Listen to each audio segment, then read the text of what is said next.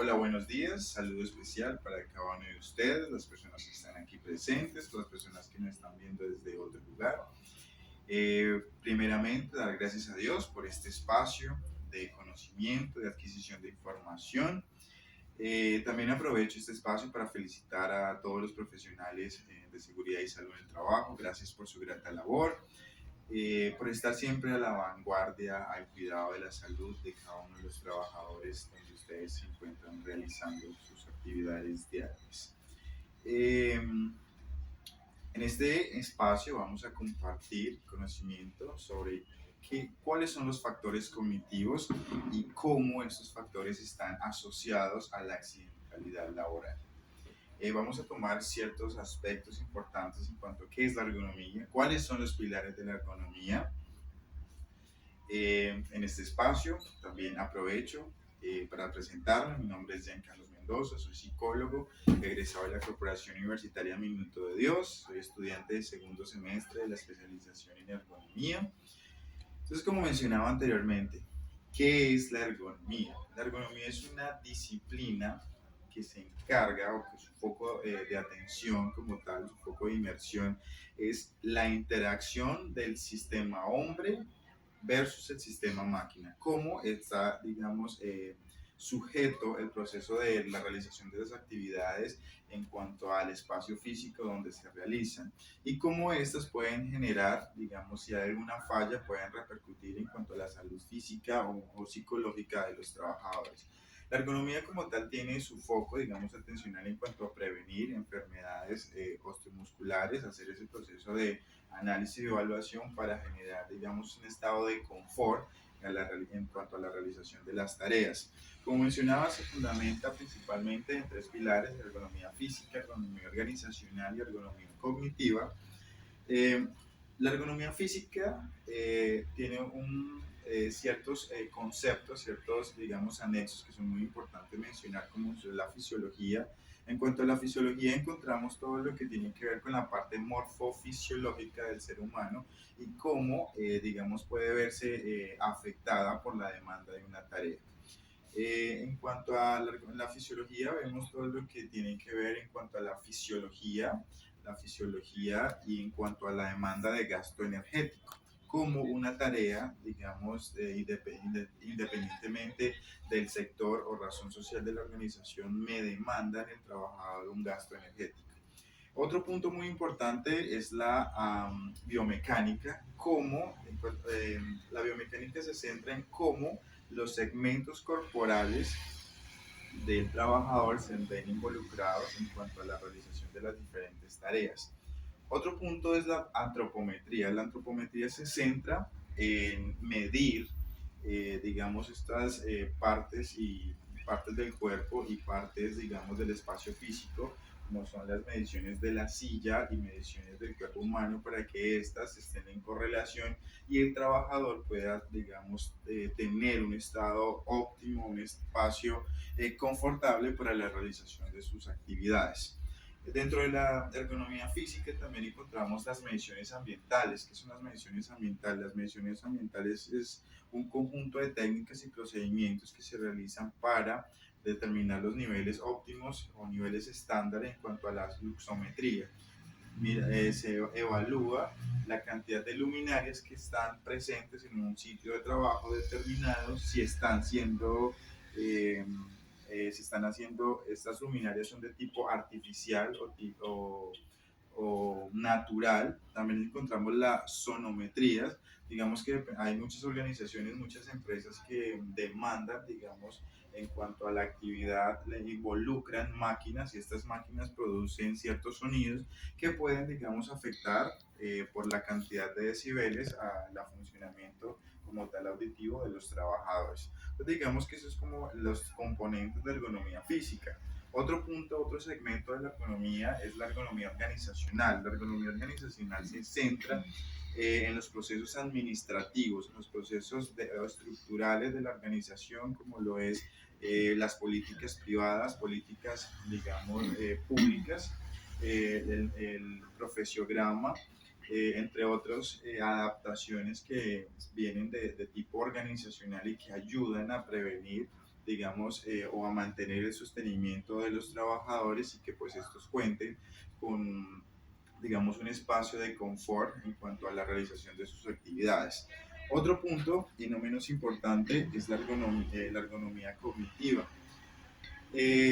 La ergonomía cognitiva se centra en los procesos cognitivos en relación a su entorno de trabajo, como estas capacidades como la de la atención, como la sensación, percepción, memoria, velocidad de procesamiento de la información, codificación de la información y todas estas funciones ejecutivas que digamos que tiene cada uno de los seres humanos, ser en conjunto ayudan, digamos, a la realización de las actividades que normalmente pues demanda donde se esté realizando como tal la actividad. Digamos que estos puntos, estos tres puntos, digamos, son los tres pilares que connotan la ergonomía como tal. Eh, ¿Por qué es importante, digamos, en cuanto a al hacer mención en los factores cognitivos? Digamos que son el conjunto de capacidades que tiene cada uno de los seres humanos y esta, digamos, pueden contribuir o disminuir la productividad, digamos, en cuanto a tiempo, digamos, demanda de tiempo, demanda económica y en cuanto a la parte de la accidentalidad. Digamos que si se tienen en cuenta estos factores cognitivos, pueden ayudar a maximizar el proceso de interacción y, digamos, en su defecto nos pueden llevar a fallas, a pérdidas de tiempo, pérdidas económicas y en el peor de los casos, pérdidas humanas.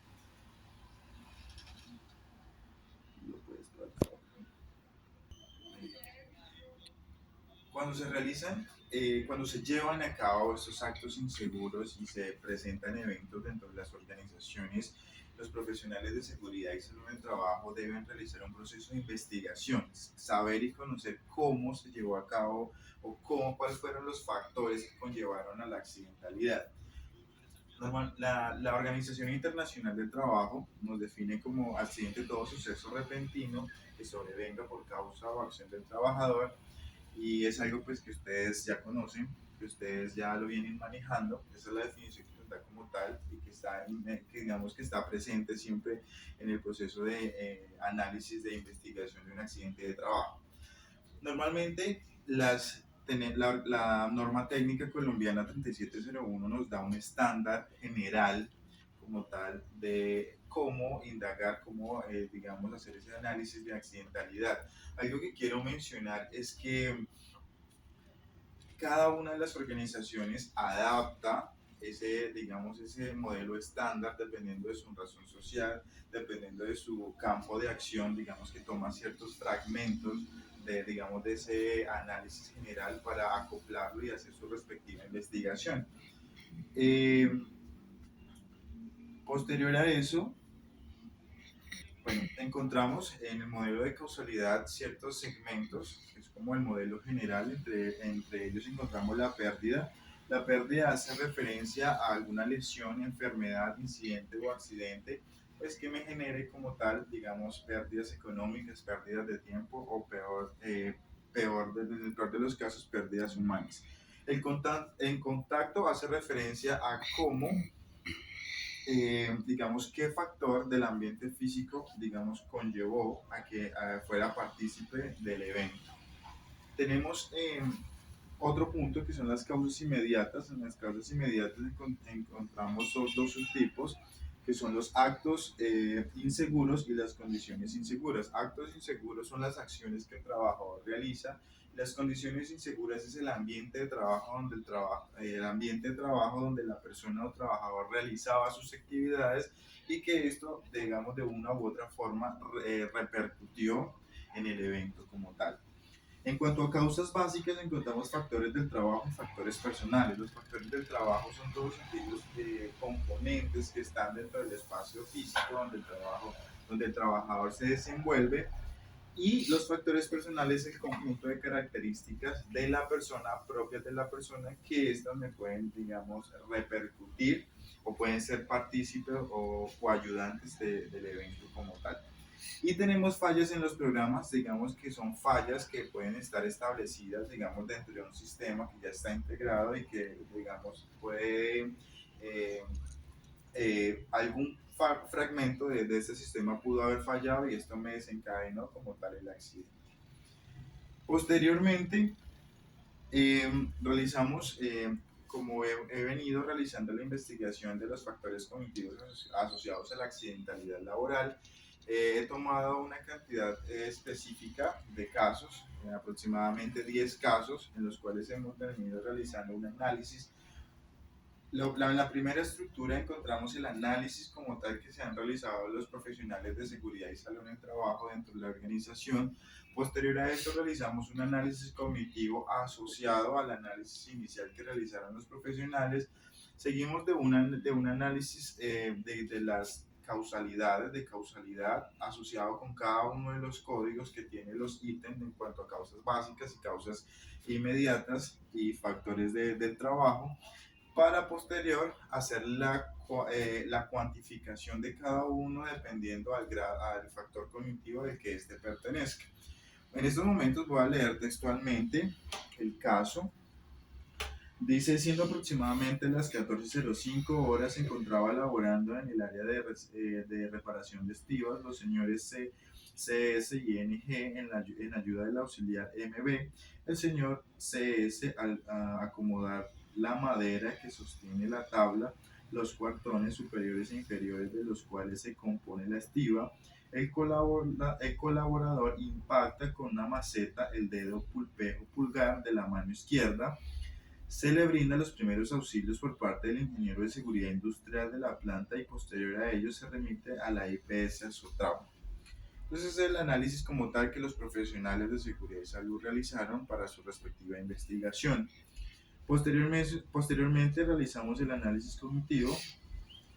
El ejercicio de la tarea para el cargo operativo, donde el uso de herramientas es constante, demanda un nivel de atención y concentración alto, código 305, que puede estar condicionado por la capacidad de percepción al riesgo, código 204, y el nivel de fatiga 204 al momento de ejecución operativa del trabajo, donde no se interioriza la información básica de prevención, código 305-353, asumiendo riesgos inherentes al uso de herramientas, configurando un juicio de valor mayor a la experiencia sobre la atención representada de un exceso de confianza durante la ejecución de la tarea.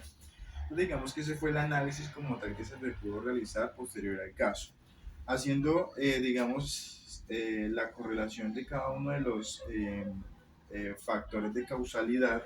Encontramos que en el código 204 menciona que es fatiga debido a la sobrecarga sensorial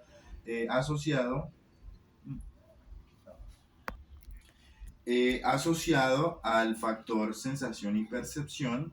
El código 404, retroalimentación insuficiente asociado al código asociado al factor de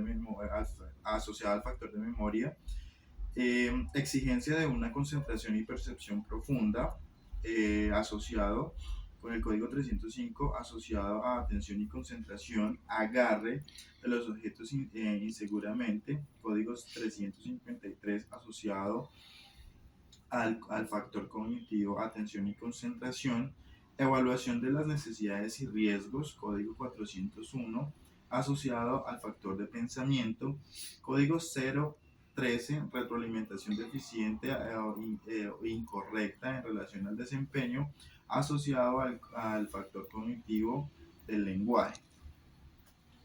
Como podemos evidenciar en el análisis como tal del caso, pudimos hacer el análisis de la correlación entre los factores que nos da la NTC 3701 y cómo estos factores los podemos asociar con los factores cognitivos.